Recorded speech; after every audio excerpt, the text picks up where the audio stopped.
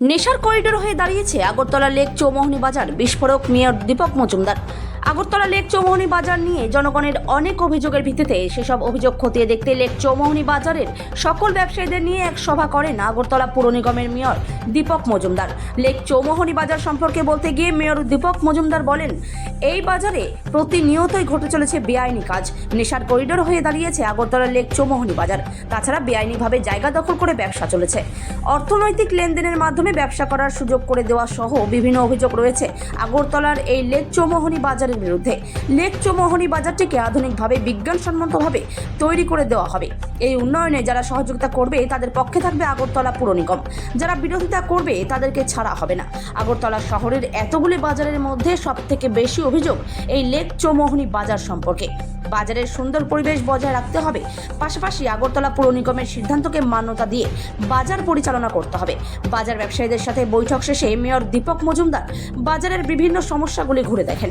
এই বৈঠকে উপস্থিত ছিলেন কর্পোরেটর ভাস্বতী দেব বর্মা, আগরতলা পুর নিগমের কমিশনার ডক্টর শৈলেশ কুমার যাদব সহ অন্যান্যরা। আজকে আগরতলা পুর নিগমের পক্ষ থেকে লেক চৌমোহনী বাজারের উন্নয়নের বিষয়ে এবং বিভিন্ন বিষয় নিয়ে আলোচনার উদ্দেশ্যে আজকে একটা সভা আহ্বান করা হয়েছে এবং তার পরবর্তী সময় আমরা বাজারটা ঘুরে আমরা দেখব। তো বিশেষ কারণে আজকের এই সভা, আগেও আমরা লেক চৌমোহনী বাজার ভিজিট করেছি, বাজারের উন্নয়নের ব্যাপারে আমরা আলোচনা করেছি, বাজার কমিটির সঙ্গে কথা বলেছি, বা যারা বাজারের সঙ্গে ব্যবসা করেন তাদের সঙ্গে আলোচনা করা হয়েছে। কিন্তু পরবর্তী সময় এই বাজার সম্বন্ধে আমাদের কাছে নানা অভিযোগ আছে, বিশেষ করে বাজার পরিচালনা কমিটির সঙ্গে যারা যুক্ত আছেন তাদের বিরুদ্ধে অনেক ব্যবসায়ী এবং এলাকার যারা বসবাস করেন বা ক্লাব এরিয়ায় থাকেন তারা বিভিন্ন পর্যায়ে আমাদের কাছে বিভিন্নভাবে অভিযোগ করেছেন। যাই হোক, অভিযোগগুলি আমরা শুনেছি, কিছুটা লিপিবদ্ধ করেছি এবং আজকে এসেছি একদম সরাসরি দেখে আমরা সিদ্ধান্ত গ্রহণ করব পরবর্তী সময় বাজার কীভাবে পরিচালিত হবে এবং বাজার উন্নয়নে আমাদের পৌর নিগম বা সরকার কী কী কাজ করা সম্ভব সেটা আমরা করার চেষ্টা করব।